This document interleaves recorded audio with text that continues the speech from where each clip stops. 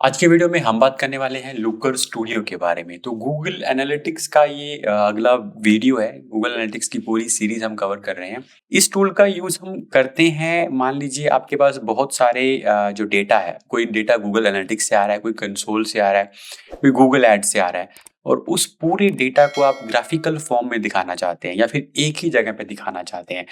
तो उसके लिए एक टूल बनाया गया है जो हर तरह के डेटा को किसी भी फॉर्मेट में रा डेटा हो सकता है आपके पास, तो उस डेटा को टेबल की फॉर्म में दिखाना है, ग्राफ्स की फॉर्म में दिखाना है और अलग-अलग सोर्सेज़ से लेके आना है और एक ही जगह पे दिखाना है। तो वो सारा काम जो है लुकर स्टूडियो करता है। अब लुकर स्टूडियो को यूज़ करने के लिए आपको करना क्या है?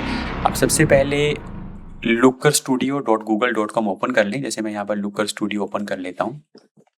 और अपनी जीमेल आईडी से जिस पर आपका एनालिटिक्स है उसको ओपन कर लें। तो इस पर्टिकुलर वीडियो में हम ये सीखेंगे कि गूगल एनालिटिक्स को लुकर स्टूडियो से कनेक्ट कैसे करना है और ज़्यादा डिटेल में हम नहीं जाने वाले क्योंकि लुकर स्टूडियो की पूरी जो है सीरीज़ हम कवर करेंगे इसके बाद। तो इस पर्टिकुलर वीडियो में हम यही सीखेंगे कि आप किस तरह से अपने गूगल एनालिटिक्स के अकाउंट को लुकर स्टूडियो से कनेक्ट कर सकते हैं और वहाँ से कोई डेटा जो है ले सकते हैं। तो आपको lookerstudio.google.com पे चले जाना है और यहाँ पर आप देखेंगे ये जो एक नॉर्मल इंटरफेस जो आपको देखने को मिलेगा। यहाँ पर कुछ रिपोर्ट्स अगर नया अकाउंट है तो नहीं होंगी। अगर डिफ़ॉल्ट हो सकता है कोई एक आधी रिपोर्ट यहाँ पर पहले से आपको मिल जाए। तो अगर आपने कनेक्ट करके रखा हुआ है तो यहाँ पर आपको करना क्या है, आपको क्रिएट पे क्लिक करना है और रिपोर्ट पे क्लिक कर देना है। रिपोर्ट पे क्लिक करने के बाद आपको यहाँ पर ऑप्शन मिलेगा। इस तरह का जो है ब्लैंक स्पेस ओपन हो जाएगा। अब आपके पास जो है डेटा सोर्सेज़ यानी कि किस डेटा सोर्स को आपने कनेक्ट करना है। तो काफ़ी सारे जो गूगल के कनेक्टर्स हैं यानी कि गूगल के जितने भी प्लेटफ़ॉर्म हैं यानी कि गूगल ऐड हो गया, एनालिटिक्स हो गया, बिग क्वेरी हो गया, ये सारे गूगल के हैं तो ये यहाँ से आप डायरेक्टली कनेक्ट कर सकते हैं। इसके अलावा भी इसके अंदर आप काफ़ी सारी चीज़ों को कनेक्ट कर सकते हैं। तो पार्टनर कनेक्टर्स हैं, जैसे आपको मान लीजिए यहाँ पर फ़नल है, फ़ेसबुक ऐड है या फिर गूगल ऐड भी इन्होंने इसके अंदर सुपर मैट्रिक्स के थ्रू है, ठीक है, ये अलग है। सैमरश है, लिंक्डइन एड्स है सुपर मैट्रिक्स के थ्रू, ठीक है। तो अलग-अलग तरह की मतलब और डेटा को भी आप जो है इसके साथ कनेक्ट कर सकते हैं, बट अभी हम इसके अंदर नहीं जाने वाले, ये थोड़ा-सा एडवांस हो जाएगा। अभी हमको सिर्फ़ अपना गूगल एनालिटिक्स को कनेक्ट करना है।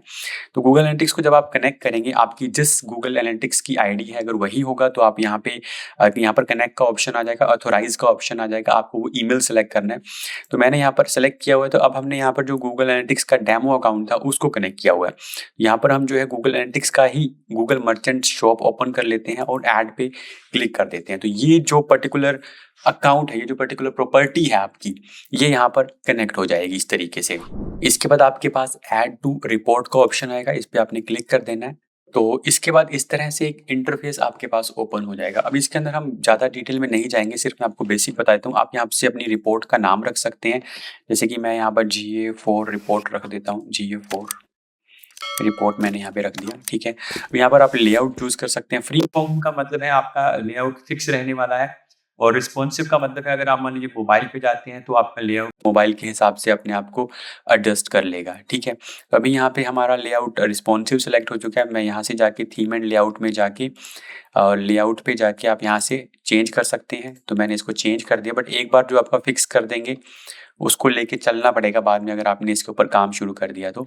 और यहाँ से इसका जो साइज़ है वो भी हम चेंज कर सकते हैं। तो मैं इसका साइज़ सपोज़ यहाँ पर यूएस लेटर 43 या फिर A4 साइज़ पोर्ट्रेट भी इसके अंदर रख सकते हैं हम। ये मैंने यहाँ पे रख दिया, ठीक है।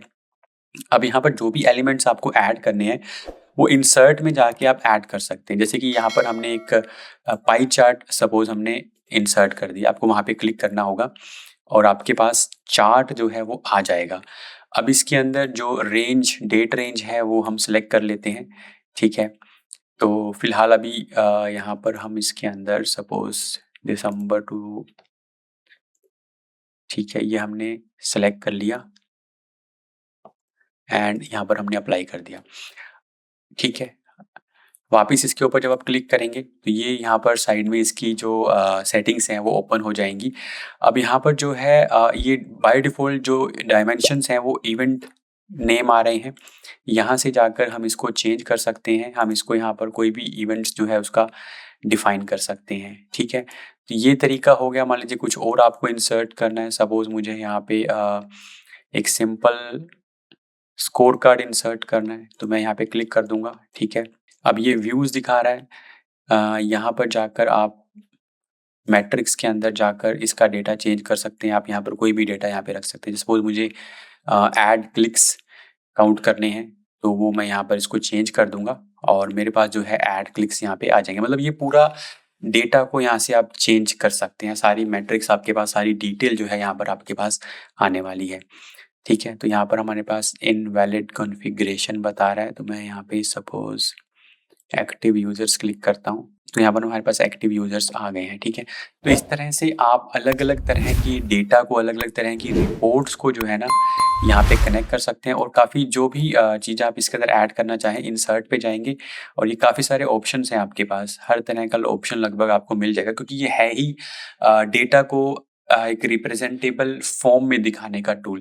तो इसको यूज़ कर सकते हैं आप, इससे अपनी रिपोर्ट्स जनरेट कर सकते हैं। तो आई होप आपको समझ में आया होगा।